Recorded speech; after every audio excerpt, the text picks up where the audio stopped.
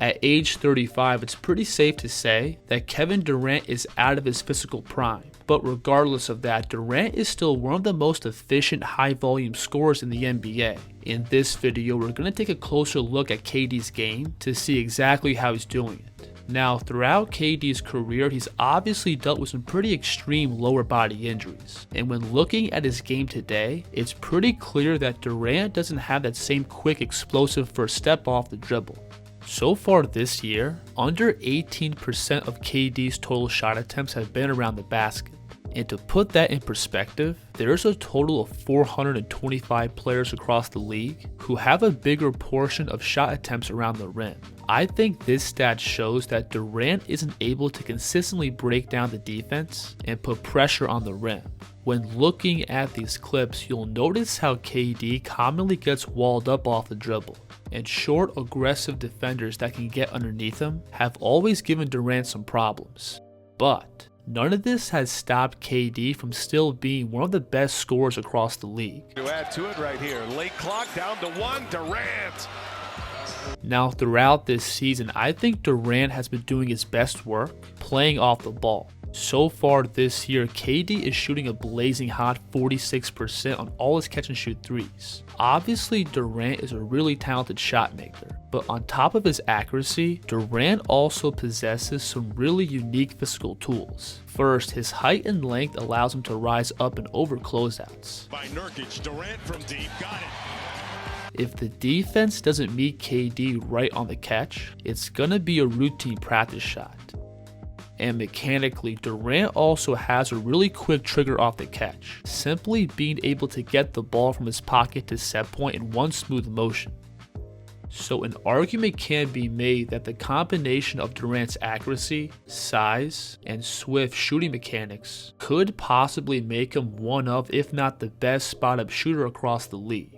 And the only way to really prevent him from getting shots off is to face guard him and give him absolutely no room off the catch. Except the only issue is Phoenix also has two other elite on-ball creators, and the defense can't always afford to face guard KD throughout the entire game. Take this play for example. You'll see Booker playing against a mismatch in the post, with Durant spotting up at the slot.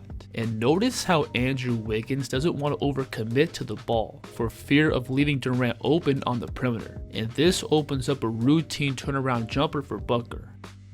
Now on this play, we again have Devin isolating in the post, but notice how the Cavs off-ball defenders collapse and sink the floor, which opens up this cross-court skip pass to Durant. Look at this play. We now have Booker playing in pick and roll on the right wing, with Durant spotting up on the opposite side. And when KD's man slides across to provide extra help, that opens up this easy cross-court skip pass, leading to another catch and shoot three.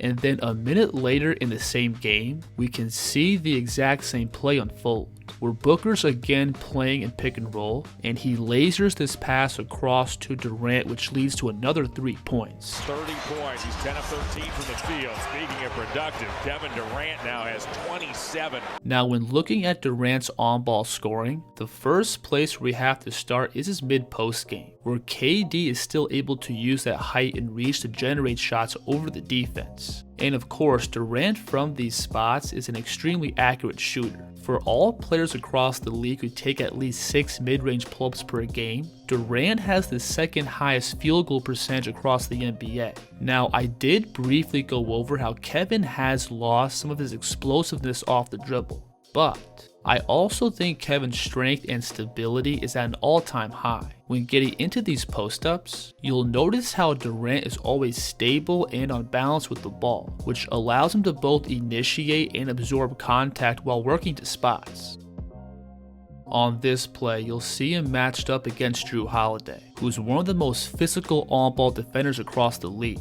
But watch how KD is able to work him all the way across the paint, to then sink this jumper with a hand in his face. Notice here how Jaylen Brown sinks all his weight into KD and lifts him out of his stance, but Durant's able to come back down and find his space, to then work Jaylen down and set up another turnaround. This bucket here is tough, where the defense gets right in Durant's face on the catch, causing him to drop his pivot foot back. But watch how Durant is going to lower his shoulder and rip through the contact to then work all the way down into the paint and turn back out into this fadeaway. Now Durant's isolation scoring also extends out beyond the three, where everything again comes back to his length and shot making. When playing on the perimeter, KD's first option is to always look to shoot if he has space. Whether he's playing in the half court or in transition, Durant has no problem pulling up off the dribble. Assistant coach takes ankles as Durant knocks it down.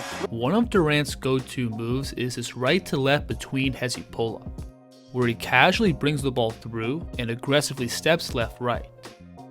And this move is especially effective against slower footed bigs, because out of this between, Durant also has the ability to drop down into a drive, and KD still has the quickness to easily break down bigs who try to step up and meet him outside of the three. Right here, you'll see Durant pushing the ball in semi-transition, and notice how Jared Allen tries to step up and meet KD out 30 feet from the basket, which leads to this easy left-hand blow-by. Durant burst to the basket. Oh, mercy. On this play, we again have Allen trying to pick up out beyond the three. And watch how Durant's going to first get to a simple right-hand hezzy drive, which gets Jared to rotate and open up his hips. Then Durant's going to slam the brakes by going behind, which gives him plenty of space to rise up. Now again, if Durant is met with physical and aggressive defense out beyond the three, he is very likely to cough up the ball. But if the defense for whatever reason gives Durant a slight cushion off the bounce, it's gonna pretty much be an automatic bucket. When playing off the dribble, Durant loves to use these lateral skips, which he can use to both size up his man and set up attacking angles. Notice on this play how KD is going to glide out to his left, which gets the defense leaning and sets up this crossover back towards his right. You'll see him hit a similar move here, where Durant initially drops down into a quick punchy combination, then glides out to his right with the ball, which again sets up this crossover back to his left. Durant. Count it, and the foul. And then out of these lateral skips, KD also likes to quickly drop down into a between to then rise up for his jumper. Watch him here get the defense skating by floating up into this crossover. Then he creates additional space by dropping down into this between. And again on this play, we can see Durant get to the same combo, where he first attacks Aaron Gordon's top foot with his crossover, then transfers the ball back through to push Gordon's momentum back, which gives him the space to rise up. And even if Durant isn't able to create a ton of separation into his jumper, he's still one of the league's best tough shot makers. On this play, you'll see him drop down into this right to left between, then dart downhill into this drive. But notice how the help side slides over and forces KD to pick up his dribble. About 98% of players from this spot are dead, but Durant from here can simply settle his feet and rise up into his jumper. So because Durant is still a lethal one-on-one scorer, he commonly pulls aggressive defensive rotations, which then opens up his playmaking. Tonight, as Allen fires and hits. Over the years, I think Durant has turned into a really high-level passer. Now, Durant doesn't dominate the ball like other elite playmakers across the league, so he doesn't rack up a crazy amount of assists. But KD still has both a really good feel of the court and a wide array of passes in his arsenal. When playing in pick and roll, Durant's height and length allows him to deliver passes over the defense, which can be a real problem for smaller defensive lineups. And then on top of Durant's size, he can also needle these tight pocket passes through like a 6-foot guard. You'll see him here catch off this cross screen, and as soon as he pulls two towards the ball, watch how Durant's going to transfer the ball to his inside hand, and knife this time through to the roller. When playing downhill, KD also has a really good feel for where the defense is being pulled, which allows him to punish these aggressive shifts. You'll see him here working off the screen towards his left, and notice how he snakes the ball back in towards the middle, which pulls Drew Holiday out of help, opening up this kick-out pass back to the corner. This is also a nice pass here, where KD's getting to this drive towards his left, which pulls 3 defenders down towards the ball. And instead of making one of these kickout passes across the court, Durant's going to whip the ball back up behind him to set up another 3.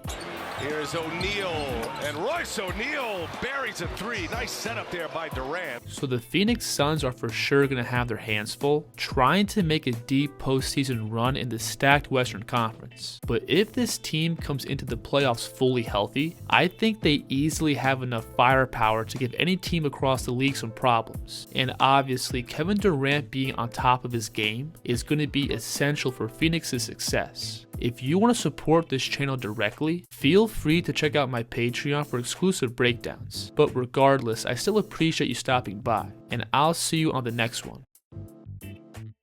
The kid's here.